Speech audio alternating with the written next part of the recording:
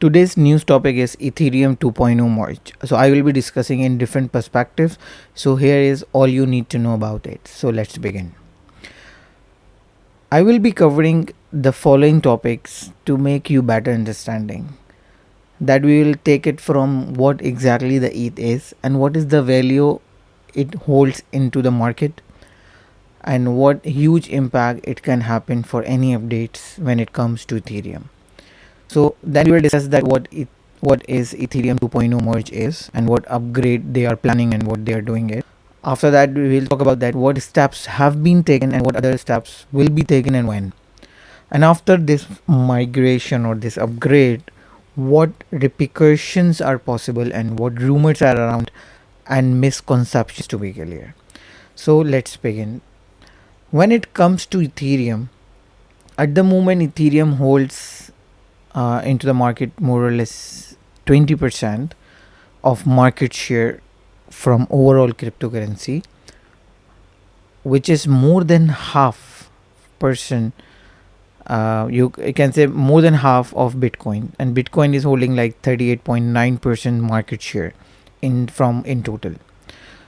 So when it comes to Ethereum are having like 190 billion market cap. So there is an interest. People trust it. And when it comes to its background, to have a more strong understanding that Ethereum is the second cryptocurrency which is being launched after the Bitcoin, which hold the similar concept that like Bitcoin came up with that is a store of value or a medium of transactions without the help of any third party and decentralized concepts. But Ethereum came up with two main features, and that's what we need to understand. They come up with the smart contract concept, and then they come up with the DeFi concept as well. So in the smart contract, they let other cryptocurrencies to be built on with their smart contracts. And then so after all, then many cryptocurrencies being built, and then stable coins are being built as well. So very famous Bitcoins are like USDT, USDC. The stable coins are being built on Ethereum network itself. So the market cap is, you can say, it's not 20% only with Ethereum, it's more than 20%. So roughly can say like 40 to 50% market share is Ethereum only. So that is a huge market share it holds itself. So the non-fungible token concept is another diversification being came from Ethereum, that digital assets are being started being sold, and the identity of digital assets came up into the market, and this concept individually $14 billion only being transactions happen in NFT concept itself only. Then DAO concept happened, that Ethereum itself are controlling and providing the security and upgradation and to all other decentralized coins being built on it or NFT. And then the dApps like decentralized applications start building, like decentralized exchanges like Uniswap, 1inch, and other decentralized applications are being built on it, and peer-to-peer services start being providing other than cryptocurrencies only. So many other services start being providing into their platform with the help of Ethereum. So this is the huge thing. Ethereum, the concept, they came up with the computing layer on top of digital or only store of value concept. More or less like 191 applications, DeFi applications are being working on to this platform. So this is, you can say, a brief. We understand that what is the value of Ethereum is, and if any upgrade or any merge happens, so what is the repercussion can be possible. It could be negative or positive itself. So let's talk about that. What is Ethereum 2.0? So what is news is coming up and what merge exactly is. So in Ethereum 2.0 merge, in a very simple words, it's a upgradation or migration from proof of work to proof of stake. So what proof of work is? Proof of work, generally it's you can say so many miners, so many computers with the high performance, like thousands or millions of computers are participating with Ethereum to do their transactions and to mint their coins. So for doing this, they are using very high performance hardwares, um, and then if they are using high performance hardwares and doing computations and doing mathematical transactions, so they need high electricity as well. So it's a huge consumptions behind it to run these high performance hardwares. So as per the CoinJar news, that Ethereum is using 110 terawatt hours, which is equivalent to Netherlands, equivalent to a country. So this is the cost to run only one blockchain, Ethereum, to pay or to consumption equivalent to the Netherlands. So this is the main achievement when it comes to this migration, that they are moving from proof of work to proof of stake.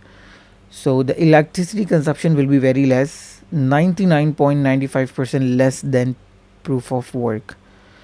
So it's a huge eco-friendly or environmental friendly decisions or upgrade is, and this is the main achievement you can say this Ethereum upgrade will achieve.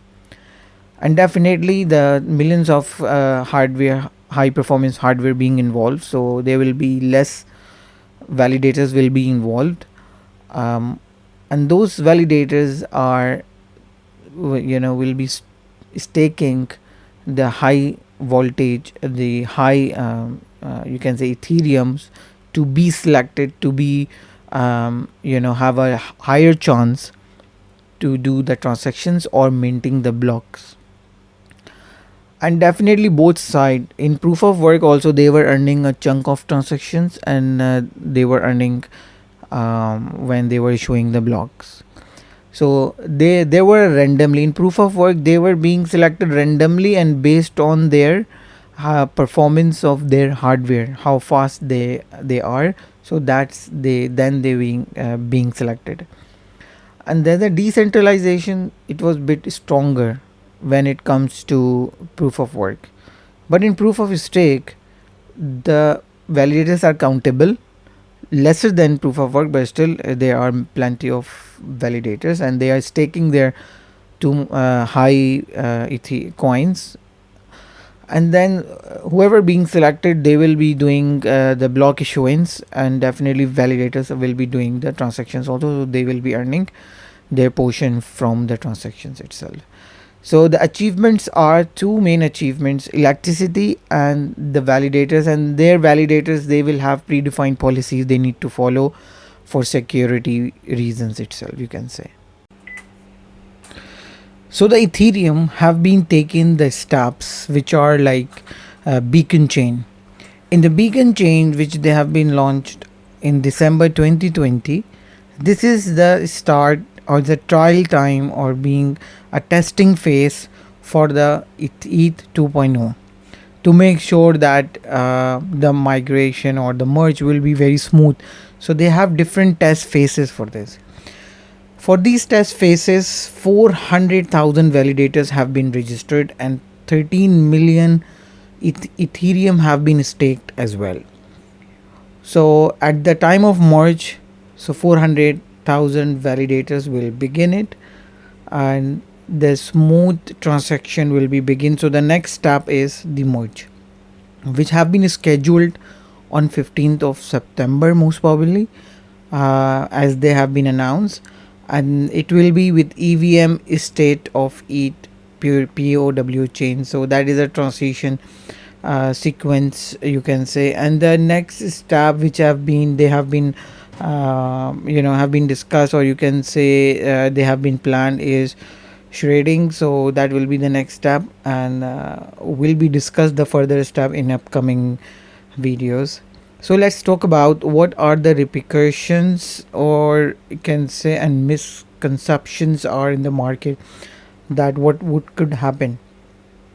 So the misconception is that the ETH issuance will increase or supply will increase and things like that. So this is misconception. The reality is the reduced issuance of ETH have been planned, and the supply will be reduced over time.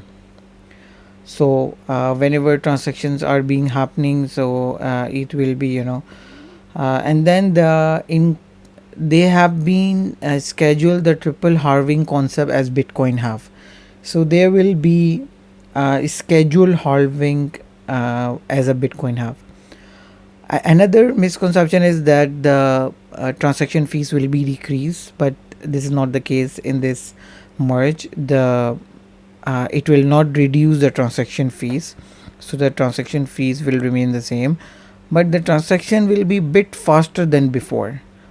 It's like Ethereum block usually mint like in 13 minutes with the thousands of transactions being are in that block.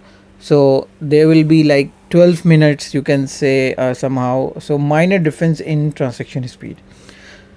Each transaction will not stop while the merge. So that is the main, you can say, the merge plan they did is the merge will be very smooth, and there will be no transaction delay, or transactions will not be stopped, and there will be no additional token will be released for this ETH 2.0. So the same token will be upgraded to the ETH 2.0.